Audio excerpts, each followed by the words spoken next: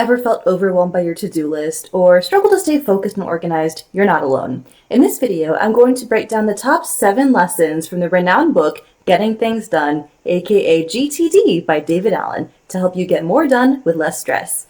I read this book for the first time about 14 years ago and have used its lessons to organize my life ever since. For those of you who are new here, welcome. I'm Sara Stilleke. I'm a scientist, and my channel is all about how to help you level up to become more productive and successful. So if that's something you're looking for, please consider subscribing to my channel, because I release new videos every Tuesday. Lesson 1 from Getting Things Done is to capture everything. One of my favorite lines from the book is that the mind is a great servant, but a terrible master. In other words, your brain is built for having ideas, not for storing them. So get into the habit of writing down all your tasks, ideas, and commitments in a trusted system so that you can free your mind from the burden of trying to remember everything. There are a million different ways to do this, from writing everything down on a piece of paper to using voice memos to capturing electronically. I personally use an app called Todoist, which I like because it's portable and I can capture any ideas that pop up quickly and easily. Lesson number 2 is to clarify next actions. If you've recently moved to a new city and it's time for your regular dental checkup, go to dentist might seem like a reasonable next action. But if you take a closer look, in order to go to the dentist, you first need to check your insurance to find dentists in your area who are covered, then look up reviews on Yelp to find a well-rated dentist, then contact that dentist to see if they're even accepting new patients, then schedule an appointment, and only then can the next action be go to the dentist. This is why clarifying next actions is so important in preventing overwhelm. Break down tasks like go to the dentist into actionable steps and define the very next physical action needed to move them forward. Lesson 3 is to organize things by context. Group similar tasks together based on the location, tools, or level of energy required. This will allow you to take advantage of those little bits of time without having to go through your entire to-do list to figure out what you're actually able to do. For example, let's say it's 10:30 a.m. on a Tuesday. You're at work in your office, and you have a meeting in 30 minutes at 11.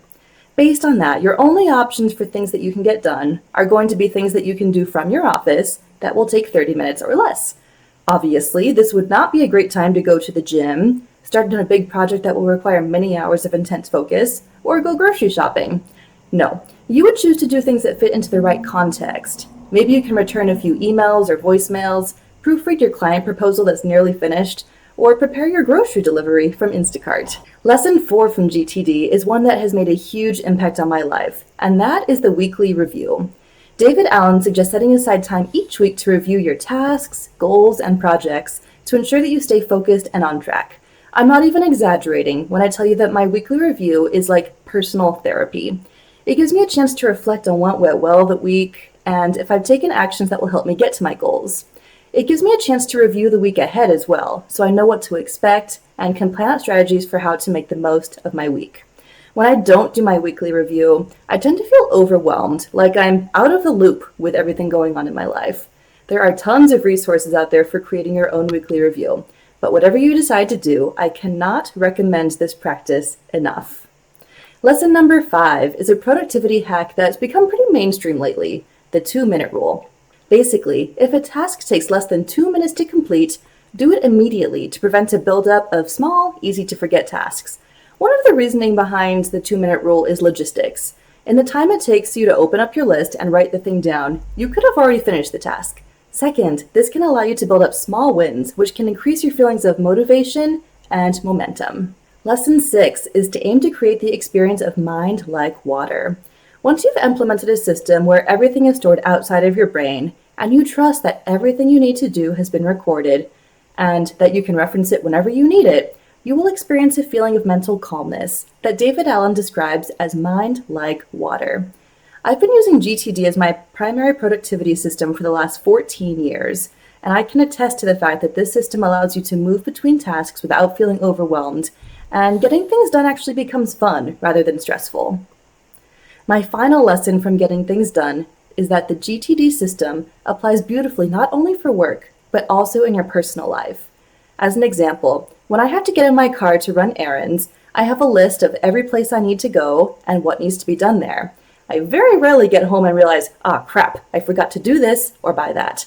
My friends and family know me as the organized one, which I choose to take as a compliment. It's a great feeling to be able to truly sit down and relax, knowing that I'm in control of everything that needs to get done in my personal and professional life. And those are my top 7 lessons from one of my favorite books of all time, Getting Things Done by David Allen. If you enjoyed this video where I broke down top lessons from my favorite productivity books, you might also like this other video where I discuss my top takeaways from the book Atomic Habits by James Clear. This book is all about how to form powerful habits to take your life to the next level. So check out that video if you're interested. Thanks for watching, and I'll see you later.